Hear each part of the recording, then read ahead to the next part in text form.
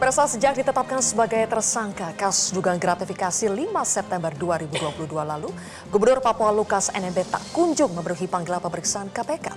Meski desakan untuk melakukan jemput paksa mencuat, KPK masih memilih untuk menunggu, terus menunggu.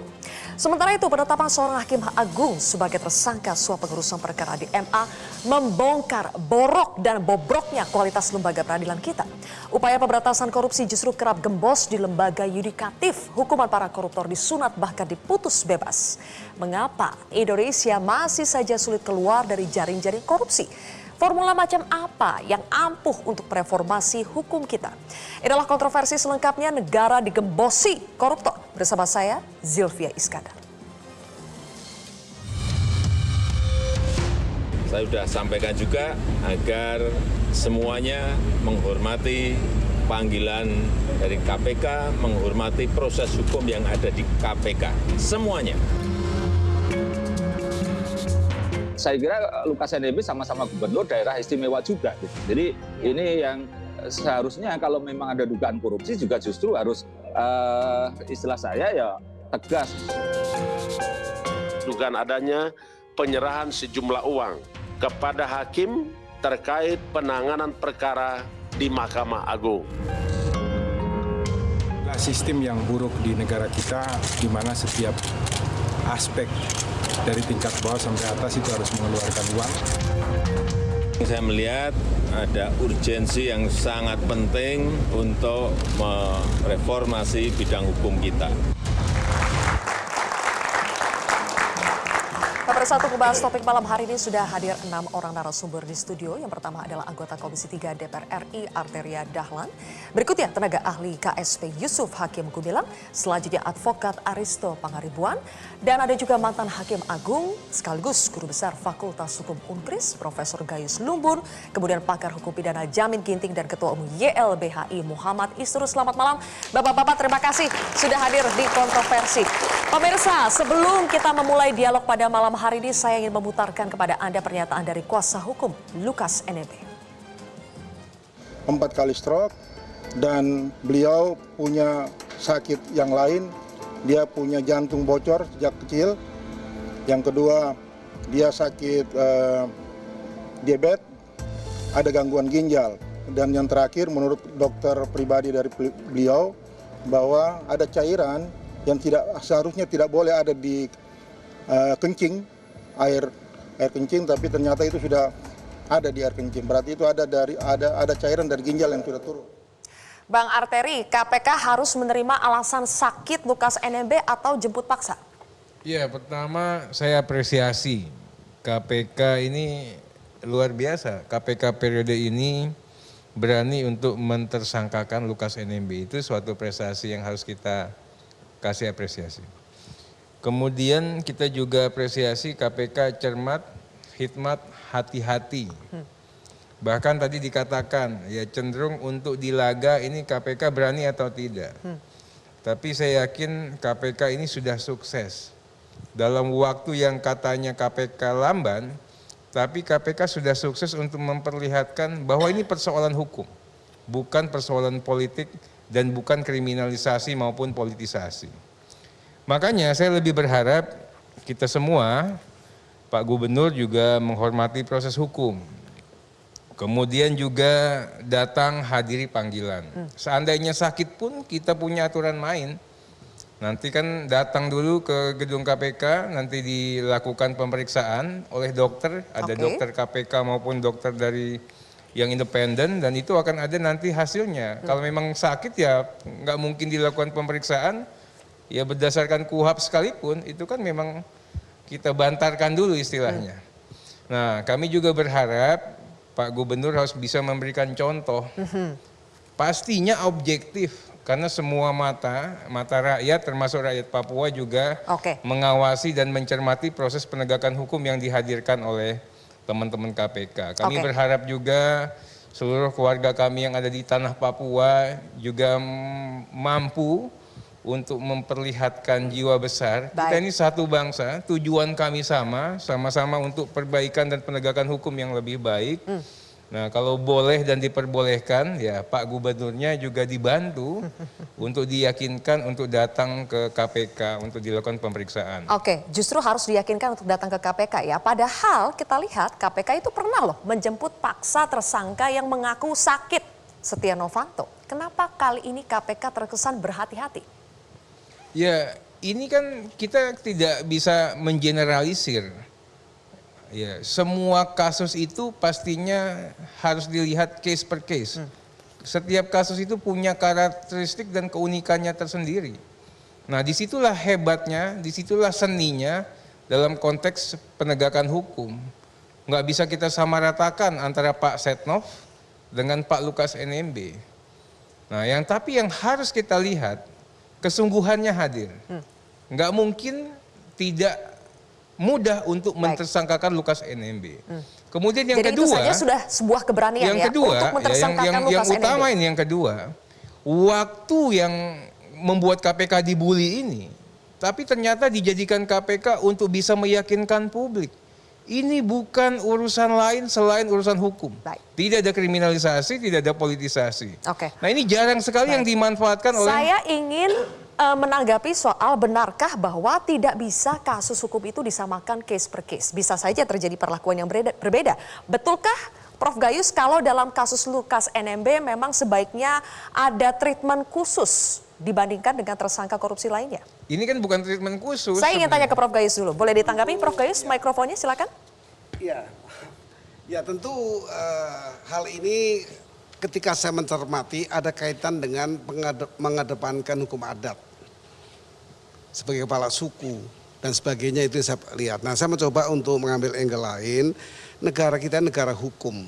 Di dalam negara hukum itu ada total sistem yang bernama Undang-Undang 45. Subsistemnya ada 4. Hukum adat, hukum agama diwakili oleh hukum Islam, kemudian sisa hukum barat dan hukum nasional. Nah, bagaimana kalau ini berbenturan? Karena hukum adat memang masih berlaku sampai hari ini. Itu harus diakui. Artinya ketika persoalan ini masuk ke pengadilan, subsistem hukum adat masih perlu mendapat keadilan, mendapatkan tempat. Walaupun pada umumnya dia akan tunduk kepada hukum nasional. Jadi spesifik hukum ini kalau mengedepankan atau mengatakan hukum adat sebagai subsistem hukum nasional, dia harus tunduk pada hukum nasional. Apa itu hukum nasional? Hukum nasional ada hukum yang telah dibentuk ketika kita telah merdeka. Dimulai dari Pak Harto membuat sekitar 300-an hukum, kemudian Gus Dur sedikit sekali, dan sekarang cukup banyak. Oke, jadi maksudnya Lukas NMB bagaimanapun harus tetap diperlakukan sama? Sama, sebagai berkaitan hukum nasional. Yaitu di sini adalah undang-undang yang mengatur mengenai pelanggaran hukumnya. Oke, kita lihat ada muncul foto lama ya. Lukas NMB ini sedang judi di kasino ditemani wanita sambil duduk di kursi roda. Mas Isnur, menurut Anda KPK harus menunjukkan ketegasannya atau menunggu dululah lihat situasi demi mencegah gesekan? Pertanyaannya KPK sudah ngecek belum dengan dokternya versi KPK? Selama ini kan yang hadir adalah pengacaranya. Menceritakan sakitnya ABC. Nah, KPK harus mengirimkan dokternya KPK untuk ngecek apakah benar data-data itu. Dan kalau memang sakit dalam keadaan yang sangat tidak memungkinkan dibawa dan malah membahayakan jika dibawa, tentu aspek manusia harus diperhatikan di situ. Tapi pertanyaan yang kedua adalah gini, apakah KPK memang sudah yakin? Karena ada berita di banyak media, ada semacam perubahan-perubahan pasal pengenaan ke Lukas NMB.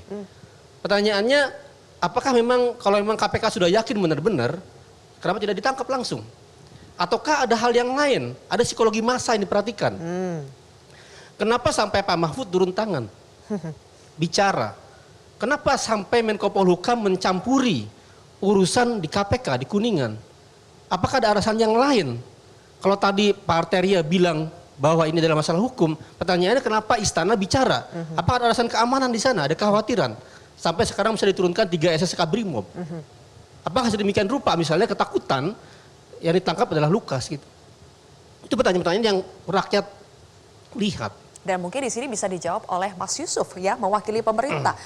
Menko Polhukam sampai harus mencampuri katanya dalam kasus Lukas NMB. Benarkah karena ada ketakutan-ketakutan atau kehati-hatian? Terima kasih. Sebenarnya gini Mbak, Pak Menko sebagai Menteri Koordinator itu memang punya tugas untuk mengkoordinasikan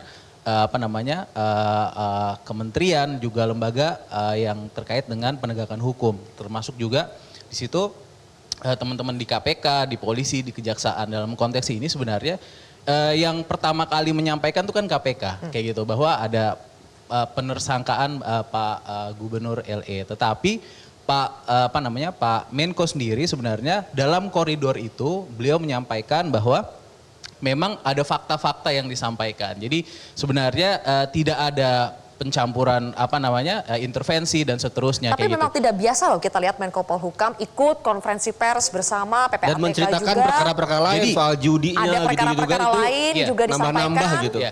Jadi jadi gini Mbak, persoalan Gubernur Lukas NMB ini adalah kasus hukum biasa sebenarnya. Jadi sejak kalau Mas Nur tahu kita ikutin bersama di 2021 Pak Menko itu sudah sampaikan bahwa ada 10 kasus besar korupsi di Papua yang memang sedang dilakukan pendalaman, penyelidikan dan seterusnya. Jadi dan ini tidak hanya di sini kan. Jadi beliau udah pernah sampaikan 1 tahun yang lalu kayak gitu, bahkan lebih dari 1 tahun yang lalu. Jadi sebenarnya ini sebagai bentuk akuntabilitas juga bahwa ini dilakukan loh oleh pemerintah. Bahwa pemerintah tuh nggak diem loh. Kalau begitu berarti ada pertanyaan. Dan ada koordinasi yang rutin antara Menko Polhukam dengan KPK. Sebentar Mas. Jadi pertanyaannya. Jadi ada hal-hal yang dalam konteks tersebut bahwa ada akuntabilitas. Jadi ini adalah bentuk semacam akuntabilitas dari pemerintah dan juga mendukung aparat penegak hukum untuk melakukan penegakan hukum sesuai dengan prosedurnya. Jadi selain Gubernur Lukas NMB kan kita lihat ada juga Mamberamo Tengah, ada juga Timika dan seterusnya. Kami juga dapat banyak sekali laporan dan ini kan pemerintah nggak boleh diam dong. Maksudnya di Kerom, di Timika, kayak di Mamberamo Tengah kita nggak boleh diam. Kita juga mendengar dari masyarakat. Jadi hal-hal semacam ini itu sebenarnya Pak Menko menjawab saja kayak gitu. Bentuk akuntabilitas ya. Bentuk akuntabilitas. Tapi ada juga yang menarik nih Mas Yusuf, mencuat isu politisasi, kriminalisasi dalam kasus Lukas NMB. Bahkan Partai Demokrat mengatakan pernah loh sebelumnya ada intervensi dari elemen lembaga negara menyodorkan calon nama wakil gubernur Papua. Itu untuk Pilkada 2018. Di 2021 ada upaya serupa ketika wakil gubernur Papua Clementinal meninggal dunia. Bagaimana pemerintah menjawab tudingan politisasi dan kriminalisasi ini? Jadi tudingan politisasi itu menurut kami ya di pemerintah sendiri dan khusus dari istana bahwa politisasi itu sendiri sebenarnya dilontarkan oleh yang pertama kali menyampaikan kayak gitu. Jadi menurut kami ini adalah proses penegakan hukum biasa, tidak ada politisasi. Jadi kalau misalnya pemerintah kan waktu itu ada wakil gubernur yang meninggal. Tidak boleh dong ada kekosongan kursi pemerintahan. Layanan publik harus tetap jalan, administrasi pemerintahan roda pemerintahan harus tetap berjalan. Wajar menurut kami bahwa Mendagri menyampaikan ya kita harus segera memilih kayak gitu. Tidak ada politisasi. Ini hanya untuk menjamin roda pemerintahan tetap berjalan. Intinya pemerintah membatah ya isu politisasi dan kriminalisasi ini tersebut. Proses penegakan hukum biasa. Proses penegakan hukum biasa. Kalau ini proses penegakan hukum biasa, kita harapkan memang penegak hukum bertindak layaknya penanganan yang biasa saja. Kita tunggu nanti akan seperti apa. Apakah nanti KPK akan menjemput paksa Lukas NMB atau tetap menunggu memperhatikan kondisi yang ada. Kita lihat nanti bagaimana. Karena selanjutnya pemirsa kita akan bahas lebih dalam lagi persoalan betulkah bahwa ada banyak upaya pemberantasan korupsi yang gembos di lembaga yudikatif. Sesaat lagi tetaplah di Kontroversi.